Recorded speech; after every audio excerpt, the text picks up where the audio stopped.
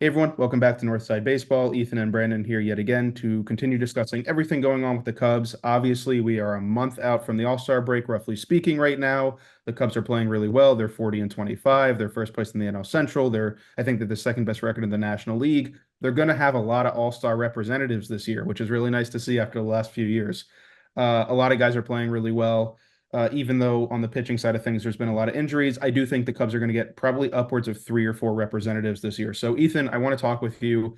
Who are the guys? I mean, there's probably some obvious candidates, but who are the guys that you think are Cubs players that are going to be selected to the All-Star game this year? Yeah, like you just said, I think there are some pretty obvious choices. Whether you're a Cubs fan or not, you're paying attention to these players and you're like, they're definitely probably going to make it onto the roster. At the same time, I have some takes where it's like they're probably not going to end up there, but I think they should.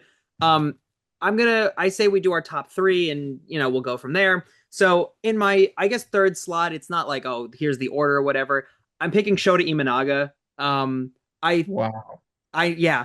Um and it's more because I don't think he would actually be sent to the All-Star game, but I think he's very well deserving of it.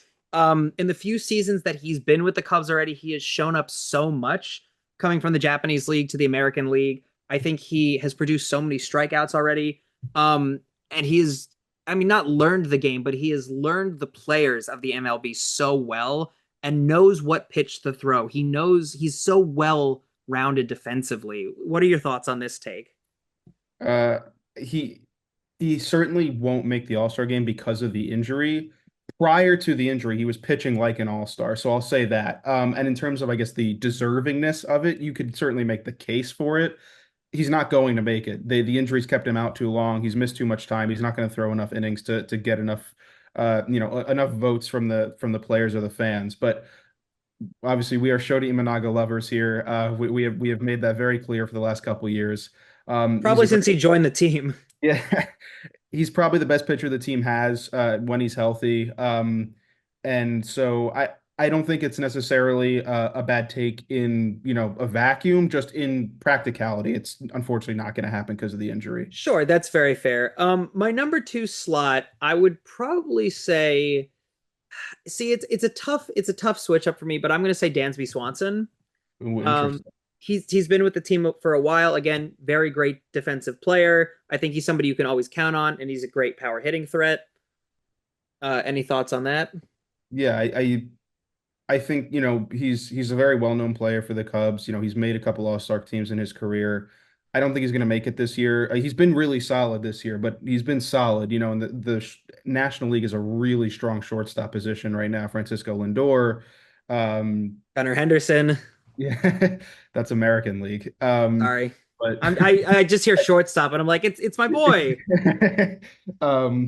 you need to get any Orioles propaganda out there that you can right. But yeah, I mean, so it's definitely one of those situations where, again, he's a really strong player relative to what other Cubs are doing this year. He hasn't really been that great, which could also hurt him in the voting process. But I don't think it's going to happen for Dansby Swanson this year. I think that there's just too many other good shortstops. But I think it's good to highlight him because I think a lot of people are like, oh, he's not having a great year. But really, that's only true because it's relative to the great year other guys on the Cubs are having. Exactly. And then this last one for my number one pick, and I feel like I'm probably stealing it from you and everybody else who's thinking it. It's PCA, Pete Crow Armstrong. Yeah.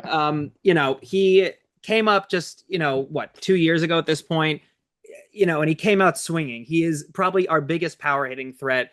Amazing defensively in the outfield. I could list a million and one reasons why PCA belongs on that team. And I'm pretty sure every Cubs fan and probably other fans, not of the Chicago Cubs, would agree with this pick. Yeah, it's hard not to, right? I mean, he's probably the best defensive center fielder in baseball. He's probably going to hit like 25 home runs and steal like 25 bases by the All-Star break. He's been an unbelievable power hitting threat. It just the stats are there, the flair is there, the popularity is there. I think he's a shoe-in to be the starting center fielder for the National League. So I definitely like that pick. So, what's your take on your three here, Brandon? Yeah, I think I'll go sort of a similar route to you where I'll pick a couple unsung guys and I'll give sort of a more obvious choice to wrap it up. But My number three pick is Michael Bush. First base is loaded in the National League. Freddie Freeman's having an MVP season. Pete Alonso's having an MVP season. But Michael Bush is having a really strong year for the Cubs. He leads the team in WRC plus as of this recording with 152. He's got double-digit home runs for the Cubs. He's been a solid enough defender at first base. Again, he hasn't nearly produced at the rate guys like Freddie Freeman and Pete Alonso have, but he's been an excellent contributor for the Cubs. So, any thoughts on that pick? Yeah, I think it's a great pick in general. I'm not going to disagree with you here. Do I think it's actually going to happen? Absolutely not. Which is unfortunate. I think Michael Bush was like a great kind of step up to the plate. I think it's something that he was definitely a piece of the puzzle that the Cubs definitely were lacking this. Mhm. And the fact that the Cubs would not be where they were this season if not for Michael Bush. And maybe that's a hot take, but that is my genuine opinion. Yeah, I think that's fair. I agree with you that he probably won't make the team because of the competition. But with a quick honorable mention to another guy who won't make the team because of the competition, Seiya Suzuki. Unfortunately, you play the same position as Shohei Ohtani, Yeah. and normally you only have one DH on an All-Star team. So apologies, Seiya Suzuki. You've been excellent this year, but you're not Shohei Ohtani. But my number two pick is Matthew Boyd, who has come sort of out of nowhere. He's had a really strong couple years mixed in there, but he's been injured a lot. But he's been the ace of the Cubs staff with Jody Imanaga and Justin Steele hurt. He's got a 3 ERA. He leads the team in F4. He's pitched a lot of innings. He's striking out a lot of guys. He's limiting walks. I think he's going to make it. Again, starting pitching's been excellent in the National League, a lot of competition, but he's been the Cubs' best pitcher this year, which, again, is pretty amazing. But I'd love to see him there if, the fan vote is there.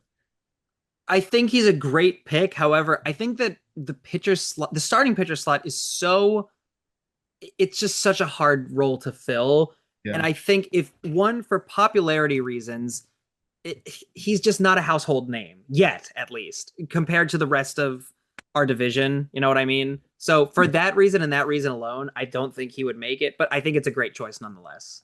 Yeah. And then my number one pick, obviously, is Kyle Tucker. He's been as advertised for the Cubs. He will be there at the All-Star game, probably as a starter. If not, then as a reserve.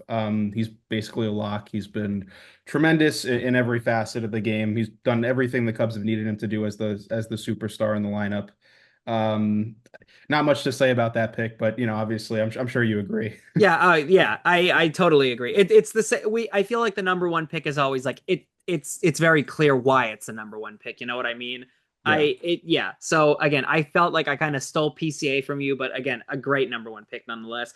As always, in the comments, we'd love to hear what your thoughts are of who should go to the All-Star game. There's so many choices that we probably should also, there's so many players that are coming to mind right now that I'm like, man, I should have said that player instead. But you know what? We'd love to hear your thoughts in the comments below. And don't forget, you also can vote. Don't forget, you can vote on who goes to this All-Star game. So vote, vote, vote on MLB.com.